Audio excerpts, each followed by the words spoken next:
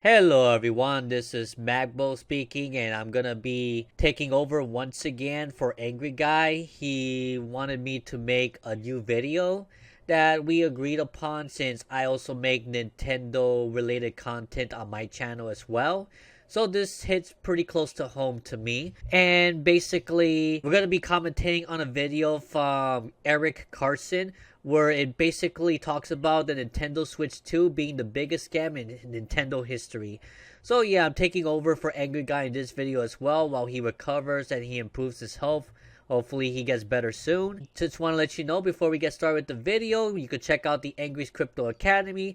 Times are hard. Be sure to prepare yourself so that you won't get left behind. With Angry's Crypto Academy, so you can know which crypto will be the best for you to invest in after you do your research. Well, let's get right into the video to see what's going on with Nintendo Switch 2. Why is it a big scam? So I'll be commentating most of the video as much as I can. And let's get right into it. Yeah, let's not beat around the bush. The Nintendo Switch 2 is a scam.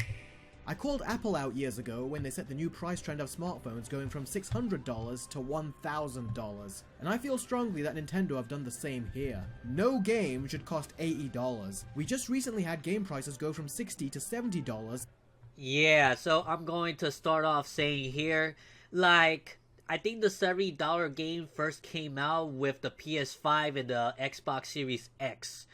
So after that, it was a few years later, just under 5 years later, because the whole trend started of the $70 game back in November of 2020. And now in June of 2025, we're going to have a game called Mario Kart World for $80. Yeah, like that didn't took long. It took a lot longer from $50 to $60 in retail price for these games. And in record time, the games have already gone up to $80. And when a big company like Nintendo sets a price trend, others will follow. At this rate, unfortunately, and we're already seeing trends about that too, so just keep an eye on it. And if they continue this trend just because Nintendo does it, they are gonna make a big mistake because there are a lot of people that are not gonna be buying it for $80, like me included. I'm not gonna buy any game for $80 or even $70. Games will cost $100 in no time, and Nintendo were the first of the scumbag corporations to definitively push us in that direction. Now, this isn't new. Nintendo have unreasonably raised game prices before. In fact, that's one of the reasons I never bought the original Switch, is because of how expensive the games were. Lego City Undercover was released on the Wii U in 2013 and it launched for $40. 4 years later, it came to the Switch for $60. Luigi's Mansion. Oh yeah, let me say something about that. There's gonna be more examples on this. When you're trying to remake a game from a previous console and it went down in price, you're gonna see more examples. But yeah, like you release a port and by default, $60 instead of $40, and then the original game came out for $40. 2 for the 3DS was $40 and released in March 2013. 11 years later, in 2024, it released on the Switch for $60. Donkey Kong Country Tropical Freeze. That $20 difference, they justify because, it's a remake, it's HD, it has maybe some extra features, but that's not always the case with the extra features. It's just sometimes it's just a remaster. The Wii U was released in 2014 and it launched at $50, and then a couple years later they discounted it to $20, and then that is a huge difference, by the way. A couple years after that, they released it on Switch for, you guessed it, $60. Oh yeah, and I want to let you guys know that the only difference, the only thing that they add on the Switch version compared to the Wii U version is Funky Mode. Yeah, Funky Mode costs $40 extra. So, let that sink in real quick. That's $10 more than the original release when it was brand new. This and Luigi's Mansion 2 should be in the bargain bin at this point, but Nintendo thought they should be priced as brand new games. And then we have the strange cases. Ultra Street Fighter 2 The Final Challengers, which is basically just good old retro Street Fighter 2, $40. And this was just a slightly revised version of Street Fighter 2 HD Remix on 360. Yeah, at this point there's a lot of Street Fighters games that are way cheaper on the PlayStation consoles, and they go down in price way earlier than that, I guess you could say. And then for Switch, I guess it kind of like stays higher than the PlayStation version just because it's Nintendo Switch. Yes, You have no idea how many Nintendo Switch games I have encountered that just because it's on the Nintendo Switch compared to it being on PlayStation 4, for example, it's always higher on the Switch than the PS4. And PS3, which only cost $10. The notoriously ugly and broken Mortal Kombat 1 was $70 on Nintendo Switch, the exact same price as the PS5 and Xbox versions. I mean, the fact that they were charging you at all for this. Okay, so yeah, I heard about the Mortal Kombat game being $70 and it was really bad. And then I'm pretty sure it's gone down a lot. As a matter of fact, let me look up on eBay real quick. I want to see how much you could get Mortal Kombat 4 now on eBay. Mortal Kombat, or 1, right? Was it 1? Yeah, eBay. So now you could get a brand new one, and I'm not kidding, for about $25 to $30. So yeah, this is why I do not get anything full price right off the bat, because like a year or so later, you're gonna be able to get a lot cheaper. Game was ridiculous. Do you know how bad you have to be for IGN to give you a 3? The immediate turnoff for me was when Nintendo sold 1-2 Switch at launch, which was essentially a free pack-in game that they priced at $50. At this early stage, yeah, 1-2 Switch should have been a pack-in game for the Nintendo Switch. Like, it should have came with every single Switch consoles that has ever been sold. So you could try it out for yourself. It should have been digital included or physical included, doesn't matter. What matters is that, you know, this is a way for you to try what the Switch is all about if you're not able to afford a game alongside with the console that was $300 when it first came out. And guess what? It's still $300 today. I could see that Nintendo were nickel and diming their customers any which way they could. And after being a proud DS and 3DS owner for 10 years, this is where I stepped back and did not buy the latest portable console from Nintendo, because it was clear to me that they had taken their customers for granted. Enter the Nintendo Switch 2. This little rascal. I think it's fair before we take out the belt that we should mention some of the good things first. The device itself looks very nice. It's a good update in physical hardware and architecture. The games have had a decent boost in graphics. Donkey Kong Bonanza looks incredible, and that's coming from someone who never really cared all that much for Donkey Kong games. The LCD screen had everyone scared at first, but it turns out to be so well made that it is actually being compared to the Switch's OLED screen. It has Game Share, which is essentially what DS Download Play used to be, which is a blast from the past, and it's also backwards compatible with the Switch 1. It's using emulation, but still, that's good to see. But then we get to the costs, and this has been the most divisive thing about the console's announcement. The Nintendo Switch 2 costs $450, and the... Yeah, you know what's funny is that I think if Nintendo had a price drop on the Nintendo Switch during the last couple years in the market, like let's just say they had a price drop in 2022 or 2023 from like $300 to $200, right? And then Switch Lite will be down to like $120 or so, maybe. And the OLED will probably be $250 to $300 maybe. If that was the case, then the Switch 2 would have been $350 to $400 at the very most. But nope, since they never lowered the price, never had a price drop on the Nintendo Switch 1, yeah, of course it's only going to go up from there, right? So $450 makes more sense, right? Bundle with Mario Kart World costs $500. For a Nintendo system, this is unbelievably expensive, especially when you take into account that the Switch 1 was $300 at launch. The Switch 2 is $200 more expensive. Yeah, the Switch 1 is still $300 brand new today in Walmart. And the value gets worse when you take into account that it potentially has unresolved technical issues from the Switch 1. Now, for those of you that aren't aware, the Switch 1 was notorious for having drift issues with its analog sticks. This was a very common... Oh boy, you have no idea how many Joy-Cons I had. Okay, it wasn't that much, but I have a handful of Joy-Cons that I used to have that had the Joy-Con drift issue. Thankfully, nowadays, I know how to fix it myself. I just gotta have a new piece of the analog stick. I open it up and I replace it. Matter of fact, in my channel, I do have a tutorial video about that. So if you want to look it up on my channel, you could. And give you a little bit idea how I repaired and replaced the analog stick. I'd rather be doing that myself than sending it over to Nintendo, even if they're doing it for free. Because at least with my skills, I could actually know that once I replace the analog stick, it should be working fine with no drift. And I was able to fix a handful of them already. I think I may have gotten paid from one of them, if I'm not mistaken. Let me ask you something. When the banks collapse And trust me, it's coming. Will you be ready? Imagine waking up to ATMs that don't work, bank doors chained shut, and millions of people left with nothing. No cash, no access to their savings, and no way to survive. But it doesn't have to be that way for you. That's why I created Angry's Crypto Academy to teach you everything you need to know about crypto so you can protect yourself and your family. You'll learn how to buy, sell, and even day trade crypto for a living.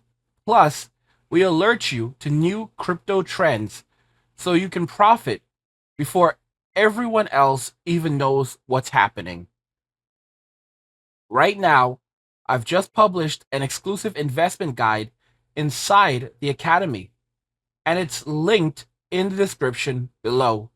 In it, I reveal the one coin that could make you a millionaire. A coin so revolutionary, it could change everything. If you missed out on Bitcoin and Ethereum, this is your second chance. This isn't just about financial freedom, it's about survival. When the system collapses and everyone else is selling, you'll be the one buying, prepared to weather the storm and thrive while others struggle to survive. Don't wait. This knowledge isn't optional, it's critical. The link's in the description. Go check it out now. And serious issue, to the point that some people took it upon themselves to file a class action lawsuit against Nintendo. Now you'd think that Nintendo would try to fix the drift issue with the Switch 2, and the best way to do that would be by using Hall effect joysticks. But nope, Nintendo stuck to their guns and went with regular old joysticks, presumably as a cost-cutting measure. So this $500 device has the risk of malfunctioning like the previous Switch, and you'll have to fork out an additional $90 for a replacement Joy-Con when it starts drifting. Like I said, Nintendo take their customers for granted, especially when it fills their wallets. Speaking of which, then we get the games. Now if the games were priced well, then I think people would ultimately look past the buy-in price of the system. But sadly, the games is where this system starts to feel like a scam. First off, the digital games have gone up to $80, but the physical games, oh ho ho, they have gone up to $90. I beg to differ. I don't think it's officially noted that any games is worth $90 at this time. I remember that there was rumors a month or so ago where they were saying that the digital version of Mario Kart World was $80 while the physical version of Mario Kart World is $90. And then I looked it up and it's still $80 across the board. No matter if you buy a digital or physical. The only time you'll get a discount for Mario Kart World right now is if you buy the $500 Nintendo Switch 2 bundle with Mario Kart World included. But those are getting in high demand and they're not going to be enough for everybody. So good luck trying to find that, to be honest. Yeah, it's like Nintendo are punishing you for wanting to buy your games physically. They say that printing the cover and making the cartridge contributes to that charge, but that's bullshit. Games have always cost the same on digital as they have on physical for years. You know what's funny is that the PS3 had more storage capacity than the Switch 2. Yes. The latest PS3 Super Slim that I have is 500 gigabytes in storage. For Switch 2, 256 gigabytes. That's, that's almost half of the capacity of a PS3. That came out more than 10 years ago, by the way. So, in other words, this Switch, they're trying to make it look like that, oh, an upgrade from the 32 gigabyte storage for the Switch 1 is a huge, amazing upgrade. You can fit so much more games on a Switch 2. 256 gigabyte can fit more games. Well, what if you try to fit the entirety of Mario Kart World? How much space would that take already? Because if I'm not mistaken, I think it's taking almost 30 gigabytes, that alone. So, just a few AAA titles to go and graphical games, and you already filled up the entire space. Now, another thing that irks me is that if you want to expand your storage capacity, you have to get a specific express micro USB card that costs a lot more money than the normal micro SD, but you need those express ones in order to run the games and the saves and everything there. As a matter of fact, yeah, you wouldn't be able to run the games very well from that SD card because they're very more demanding. That's what I heard, and I'm like, for real? For real? Yeah, so it's going to be essential for you to get one of those things. So that's another reason why I'm not getting a Switch 2 anytime soon. And no one has ever made a fuss about it before, so for Nintendo to do this is just their way of training you to think twice about your physical purchase and have you go digital instead of physical. And this way they get all of your money and don't have to split it with retailers. And the cost of games are all over the place. The president of Nintendo of America, Doug Bowser, and yes, the irony of his name is not lost on me, has tried to just... It's very funny. How is the coincidence that... Why did they hire someone called Doug Bowser? I mean... I think that he had connections with Nintendo employee and say, oh, his name is Bowser. We could hire him. His name is Bowser in the end. Yeah, it's kind of ironic, right? Justify the price point and said that what you see right there is variable pricing. We'll look at each game, really look at the development that's gone into the game, the breadth and depth of the gameplay, if you will, the durability over time, and the repeatability of gameplay experiences. Those are all factors, and there's many more that go into consideration of what is the right price point for the game. So I think you can anticipate that there will be variable pricing, and we haven't set a benchmark. Okay, so yeah, with no benchmark, they mean that it can go even higher if they justify that the game has too much value. That, okay, we justify you pay $90 to $100 for, let's just say, Super Smash Brothers for Nintendo Switch 2 when that thing comes out and everything. I am pretty sure Smash Brothers is going to have a lot more replayability, a lot more content, a lot more music and stages and everything. At least they're gonna try to put as much content as they possibly can. And yeah, and they're gonna justify paying maybe a $90 to $100 price tag for Super Smash Bros. For the Switch 2. Because Mario Kart World is an open world Mario Kart game, but yet there are other open world racing games in the past, PlayStation and Xbox console, I believe, and none of them ever surpass $60 to $70 at least. But they're saying even GTA 6 is gonna be up to $100 because it's open world and everything. So, you know, they could really charge whatever they want and people will still buy because, oh, I'm gonna get hundreds and thousands of hours of gameplay into this. Yeah, and you won't have time to play any other games, by the way.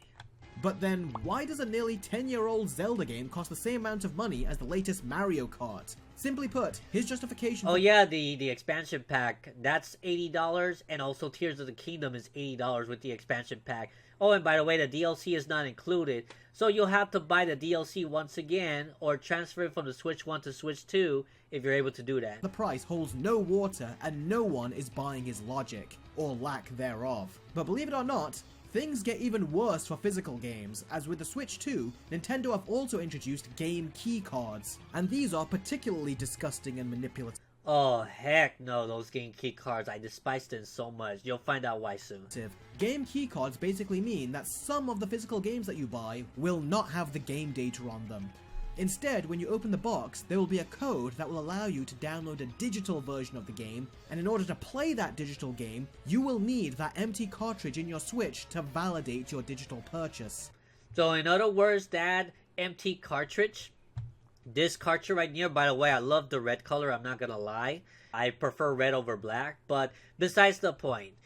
Basically, what I'm seeing here is that very little of that data is in the cartridge, and then you have to put in that game key card on your Switch 2 so then it could validate and lead you to download the full game of said game inside the game key card.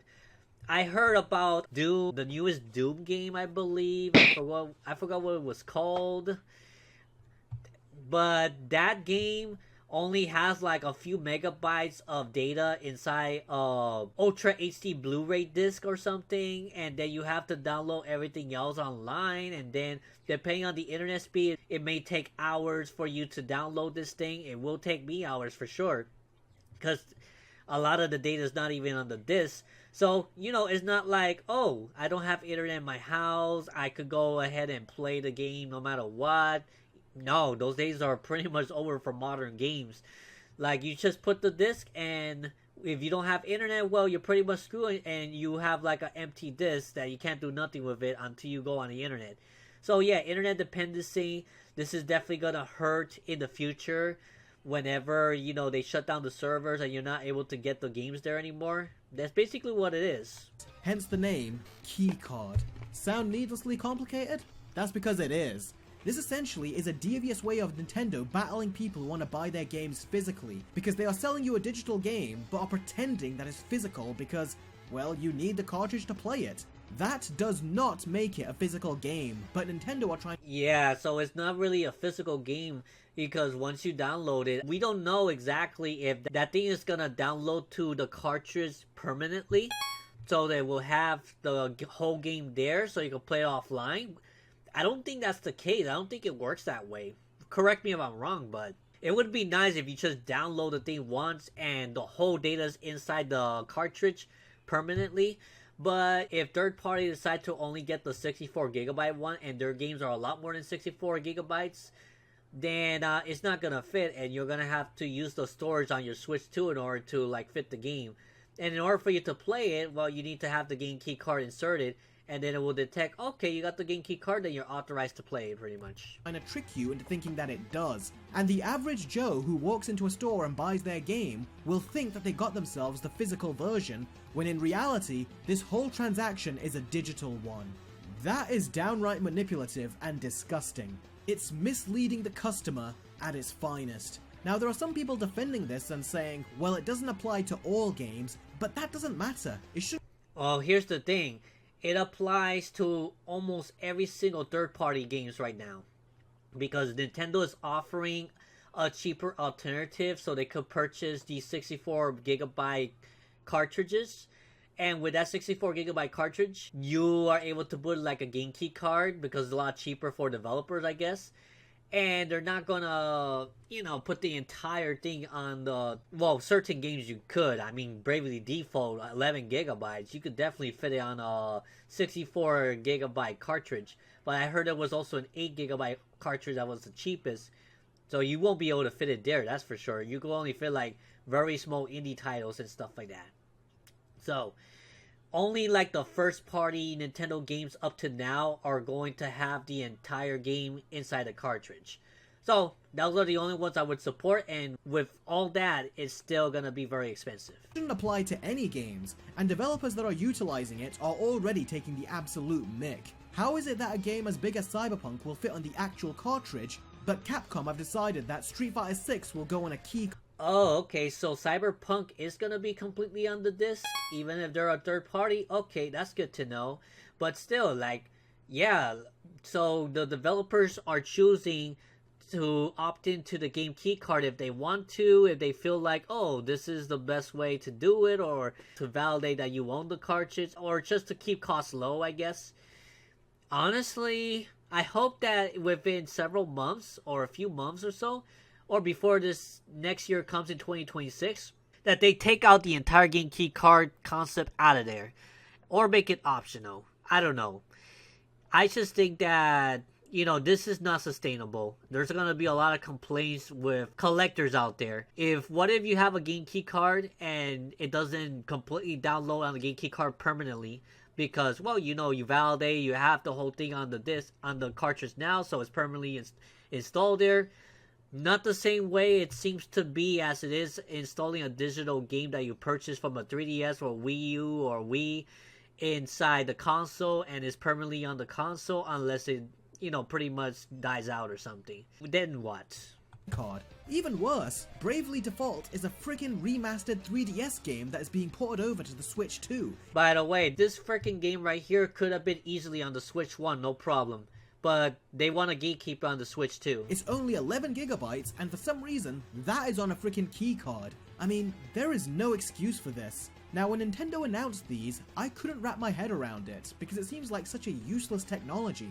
And then it hit me. The more I thought about it, I started to recollect what Microsoft tried to pull on the Xbox One, and how they were trying to clamp down and stop people from doing used and shared games. Oh yeah, when the Xbox One wanted to do the DRM crap there, they got a lot of backlash because Phil Spencer was saying, oh, you don't have internet in order to get games on the Xbox One or connect to it? Well, there's another option. Just get the Xbox 360. And then we see Doug Bowser saying the same thing with the Switch 2. If you're not able to connect to internet on the Switch 2, then there's another option. Just get a Switch 1. Yeah, so, very similar in those two situations. Hopefully, Nintendo gets more backlash than the Xbox One did. So they be forced to revert all those DRM crap, all those game key card crap, and, drop the price because everyone's asking for that. Drop the price on the Switch 1 and drop the price on the Switch 2, please. And ignore the freaking terrorists if you can, too. Find some way so you don't... Matter of fact, you shouldn't be worried about profits with consoles. You gotta get the console in as many consumers' hands as possible. Because later on, when they buy games, they're going to make massive profit with the games. Shouldn't be worried about getting profits with console. You need to get more people into the ecosystem if you want people to actually buy the games as well. So, that's the strategy you should be going for. Look at Iwata with the 3DS. The 3DS was super expensive when it first came out for $250 back in March of 2011 when it first came out. And it only took 6 months or so on September or August of 2011 for it to went down from $250 to $170, and then it sold like crazy. Then they made a lot more profit with the games, and Nintendo's been doing better. So I see that Nintendo gonna have to be forced to do the same thing with the Switch too. And I think Nintendo are doing the same thing here. I think they're trying to prevent people from selling their physical games. Why else would they be doing this and having games that can clearly fit on a cartridge end up being tied behind these key cards? Now, this has not been confirmed as of yet. There might be a way to remove your digital signature off of the game so you can trade or lend it to another person, but that has not been revealed at the time of making this video. Oh, and I'm gonna end it right here. I'm gonna commentate this real quick. Yeah, so how, clarify me in the comment section below. When you download the whole digital game with the game key card, will it be downloaded in the cartridge or will it be downloaded in the console? Says so you have it on the console, but you need the game key card inserted on your Switch 2 in order for you to actually play it, which is why they have introduced game share and all that stuff. This whole system that will help with the game key card and all that stuff for Switch 1 and Switch 2. So, yeah, let me know and clarify that, because honestly, how are you going to trade? Yeah, you could trade in the game key card at least. It's better than the download code. I hate the download code. Like, what's the point of selling a physical case with no cartridge inside? You just get a digital code. You just have it for display or something? What's the point in that? Like, I don't see any point whatsoever. So, I do kind of prefer the game key card compared to a download code. But still, this comes to show that they're trying to force consumers into the digital ecosystem. And slowly, without them noticing, little by little, getting away from the physical media. Because they want you to own nothing and be happy. So, if you want to watch the rest of the video, we'll have the link in the description below to the same video. I'm going to be saying the link to Angry Guy. He'll be able to add it to the link below, if anything. So you can watch the rest of the video for yourself. So if you want to watch more of my videos, I have done several rants already on Nintendo Switch 2. And I'm pretty sure there are going to be more rants to come on my channel too. Feel free to check out my channel as well. I also have a couple of documentary videos of older Nintendo console that I experienced with. I worked a lot of hours on those documentaries. And if you're a fan of Super Nintendo and Game Boy, I highly recommend you check it out. Because honestly, I think that you're going to really enjoy it. So any sort of support that you could send over to those type of videos, the Game Boy and Super Nintendo documentary, some of my latest videos, I definitely will appreciate it. So yeah, that's all I have to say right here. Magbo out. I hope you all enjoyed this commentary. I hope that this educated you guys on why Nintendo Switch 2 is a scam. Do not buy it right away. Definitely don't buy it for your kids. Please do not buy it for your kids because they have those spy things on those on the microphone and even the webcam if you have it hooked up. So yeah, you know, we don't know what Nintendo's gonna do with that information. I do not trust Nintendo with that information. And I am not gonna buy a brand new retail price at all. But I do have a friend that's gonna get a Switch 2, so I will be making a video of my first experience on using a Switch 2. So hopefully you look forward to that. Check out the Angry Crypto Academy as well. Yeah, in the description below. Get ready for hard times. Crypto is the best way for you to invest, for you to be prepared for, you know, if anything happens that the bank shuts down. Check it for yourself in the description below. And I'll see you all in the next time. Magbo out. Peace.